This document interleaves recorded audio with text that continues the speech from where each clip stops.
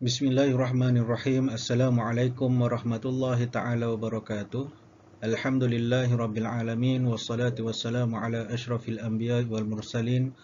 Wa ala alihi wa sahbihi ajma'in.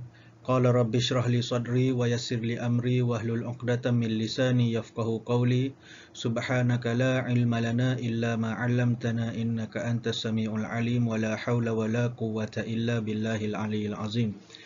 Alhamdulillah, syukur kita kehadrat Allah Subhanahu Wa Taala kerana masih lagi diberi peluang untuk kita sama-sama meneruskan perbincangan dalam subjek Usuluddin, yang mana kita berada di tajuk yang terakhir dalam bab hadis bagi Usuluddin tingkatan 4.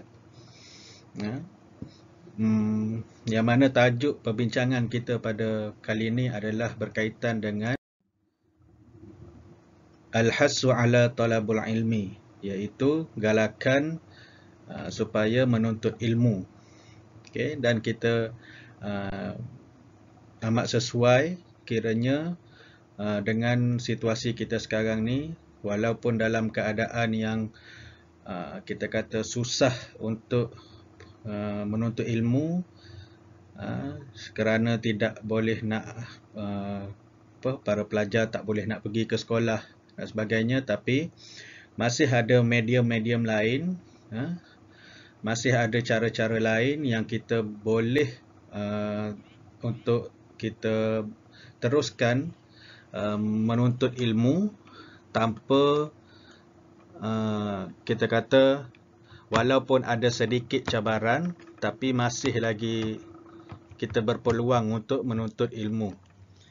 Okey, dan tajuk yang kita akan bincangkan pada kali ini berkaitan dengan galakan supaya menuntut ilmu. Walau apa cara sekalipun, kita ni kenalah menuntut ilmu.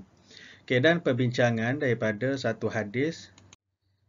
Okey, an Abi Darda radhiyallahu anhu qala fa innani sami'tu Rasulullah sallallahu alaihi wasallam yaqul man salaka tariqan yatlubu fihi ilman salakallahu bihi tariqan min turukil jannah wa innal malaikata la tad'u ajnihataha ridan li talibil ilmi wa innal alima la yastaghfiru lahu man fihi samawat wa man fil ard wal hitanu fi jawfil ma' wa inna fadlul alim 'alal 'abid ka fadlil qamari lailatal badri 'ala sa'iril kawakib wa innal ulama warasatul anbiya wa innal anbiya alam yuwarrisu dinaran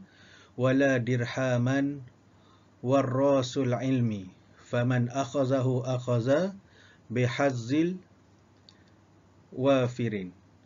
Iaitu hadis daripada Abu Darda radhiyallahu anhu berkata,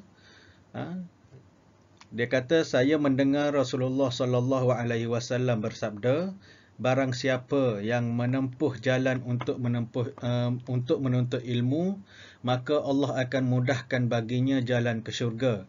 Sesungguhnya para malaikat meletakkan sayap-sayapnya bagi orang yang menuntut ilmu kerana redha dengan apa yang telah dibuat olehnya. Maksudnya malaikat redha dengan orang-orang yang menuntut ilmu, dan bahawasanya penghuni langit dan bumi serta ikan yang ada di lautan itu sentiasa meminta ampun kepada orang-orang yang menuntut ilmu. Keutamaan orang alim terhadap abid bagaikan bulan purnama terhadap bintang-bintang.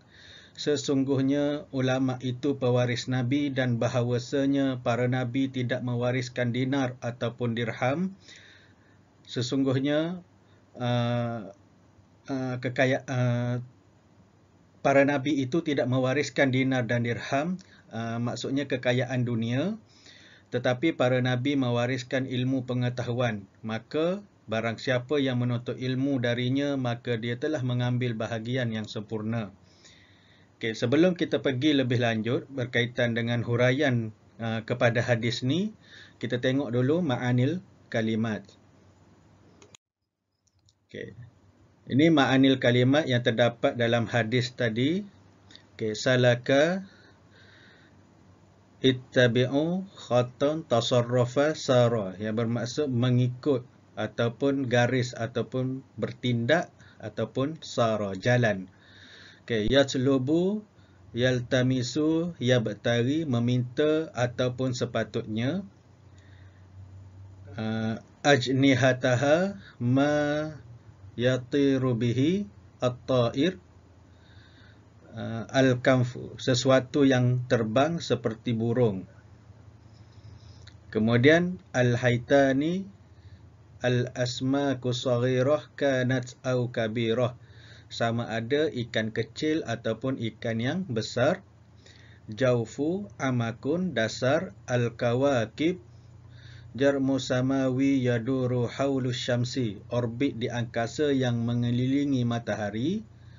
Hazzun, nasibun, habuan. Wafirin, kathir, wafirin, kathirin, iaitu banyak. Okay, itu antara ma'anil kalimat yang tercatat dalam buku teks kita ni lah. Okay, kemudian kita tengok kepada syarahul hadis. Okay, syarahul hadis ijmalan, huraian hadis ini secara umum.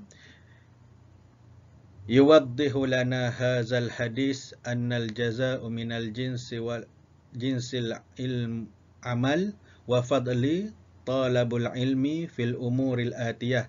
Okay, hadis ini dia menerangkan kepada kita bahawa ganjaran bagi orang-orang yang melakukan pekerjaan yang baik dan kelebihan menuntut ilmu adalah seperti perkara-perkara berikut. Apa perkara-perkara tersebut? Yang pertama,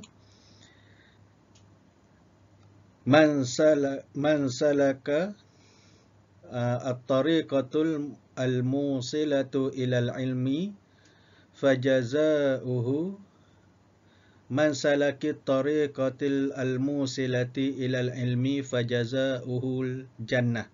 Okey, barang siapa yang menyelusuri ataupun barang siapa yang bergerak ke arah jalan untuk sampai kepada ilmu, maka ganjarannya adalah syurga.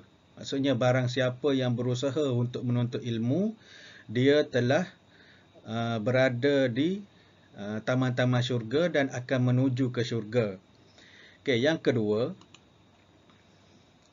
innal ulama yastaghfiru lahum ahlus sama wal ard, iaitu sesungguhnya ulama sentiasa memohon ampun bagi mereka semua penduduk langit dan bumi. Okey, ulama ni dia sentiasa memohon ampun. Dan kalau kita tengok kalau ada ulama-ulama yang mengarang kitab, mesti dalam mukadimah kitab dia tu dia akan bagi ataupun dia akan mendoakan seluruh penduduk langit dan bumi. Maksudnya semua manusia macam kita yang menuntut ilmu dengan kitab-kitab mereka pun akan didoakan oleh pengarang kitab, ulama-ulama tersebut. Dan kemudian yang ketiga, innal malaikata tada'u ajnihataha li talabul ilmi ridan bima yasna'. Okey, sesungguhnya malaikat melebarkan sayapnya bagi penuntut ilmu sebagai tanda redha dengan apa yang dilakukan. Maksudnya malaikat ni dia melebarkan sayap dia, dia menaungi orang-orang yang suka kepada menuntut ilmu. Sebagai tanda redhanya malaikat ni, malaikat pun berdoa untuk kita yang menuntut ilmu. Okey, itu antara kelebihan yang antara kelebihan orang yang menuntut ilmu. Okey, kemudian yang keempat, rafa'allahu sya'nil ulama bi annahum warathul ilmi wal hikmati minal anbiya.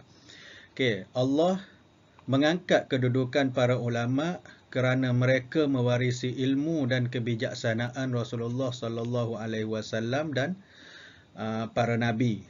Okey. Allah mengangkat kedudukan hebatnya orang yang alim, hebatnya ulama-ulama yang mewarisi ilmu. Okey. Ilmu dia banyak sehingga boleh ada ulama yang mengarang kitab, tak kisahlah daripada sudut apa sekalipun, kitab tauhid ke, kitab fiqh ke, kitab tajwid ke, kitab bab solat ke, bab apa saja tentang ilmu Allah Subhanahu Wa Taala ni, Allah Subhanahu Wa Taala mengangkat kedudukan para ulama kerana dia ni peneraju ataupun meneruskan perjuangan nabi-nabi untuk menyampaikan ilmu kepada umat manusia. Dan yang kelima, irsyadu fil hadis lil ummah bi ta'atil ulama wa ihtiramuhum. Okey, dan dalam hadis ni juga dia bagi petunjuk kepada kita, kepada umat ini, supaya mentaati ulama dan menghormati mereka. So janganlah kita kata, senang-senang kita nak cakap ulama tu sesat lah, ulama tu hujah dia tak boleh dipakai, pendapat dia lapuk ke apa ke, kita jangan pandai-pandai nak judge macam tu lah. Sebab mereka tu adalah pewaris Nabi SAW. Okay, kemudian ma yurshidu ilaihil hadis, pengajaran daripada hadis ni. Okay. Yang pertama, dallal hadis ala anna talabul ilmi yasluku tariqan ilal jannah. Hadis ini menunjukkan bahawa penuntut ilmu menjalani jalan ke syurga. Okay. Orang yang menuntut ilmu, sebab itulah orang yang menuntut ilmu ni, kalau kita pernah dengar kan, kalau kata kalau orang tu mati dalam keadaan dia sedang menuntut ilmu, maka matinya itu mati syahid, sebab dia sedang menjalani jalan ke syurga. Okay? Yang orang yang menuntut ilmu ni, maksudnya ilmu Allah Subhanahu Wa Taala ni banyak. Selagi kalau kita tak ada seorang pun yang berani claim yang aku ni dah tahu semua, dah mahir semua tentang ilmu yang ada dalam dunia ni. Tak. Makin kita belajar, makin banyak yang kita tak tahu, dan kita terus kena belajar.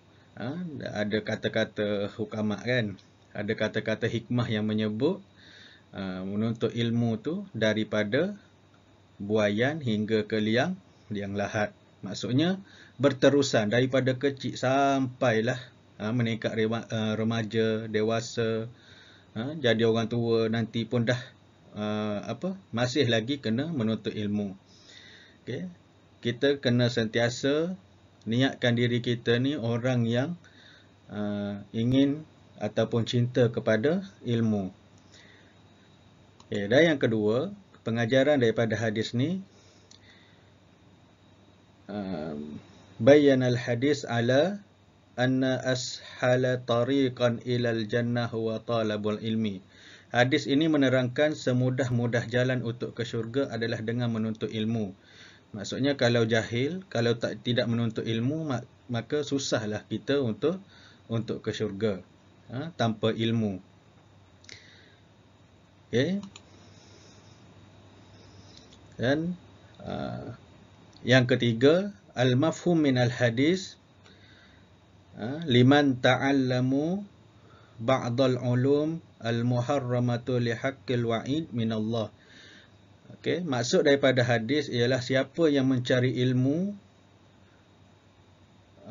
akan diharamkan dan akan menerima janji buruk daripada Allah Subhanahu Wa Taala. Liman ta'allamu ba'dal ulum al-muharramah. Okay, siapa yang mencari ilmu yang diharamkan, siapa yang mencari ilmu yang diharamkan akan menerima janji buruk daripada Allah Subhanahu Wa Taala. Maksudnya Ilmu ni macam-macam, ada ilmu yang baik, ada ilmu yang buruk. Kalau kita nak, dia kata aku ni timba ilmu juga, tapi ilmu mencuri ke, ilmu merompak ke, maka itu adalah ilmu yang diharamkan dan akan menerima janji yang buruk daripada Allah Subhanahu Wa Taala. Okey, kena cari ilmu yang baik-baik. Okey. Yang keempat, innal malaikah tattabi'u majalisul ilmi wadh-dhikri wa takhfu ahlu zikri fil khulqi, iaitu sesungguhnya malaikat mengikuti majlis ilmu dan majlis zikir dan memayungi penuntut ilmu dan orang yang berzikir kepada Allah Subhanahu Wa Taala.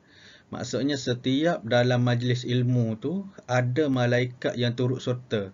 Ada malaikat rahmat yang turut serta dalam satu-satu majlis ilmu. Sebab tu kita kena perbanyakkan untuk diri kita ni hadir dalam majlis ilmu. Kerana dalam majlis ilmu tu terdapatnya taman-taman syurga. Okey, yang kelima, innal ulama yarsuna al-ilmu wal hikmah wa huwa afdalu minal mal wa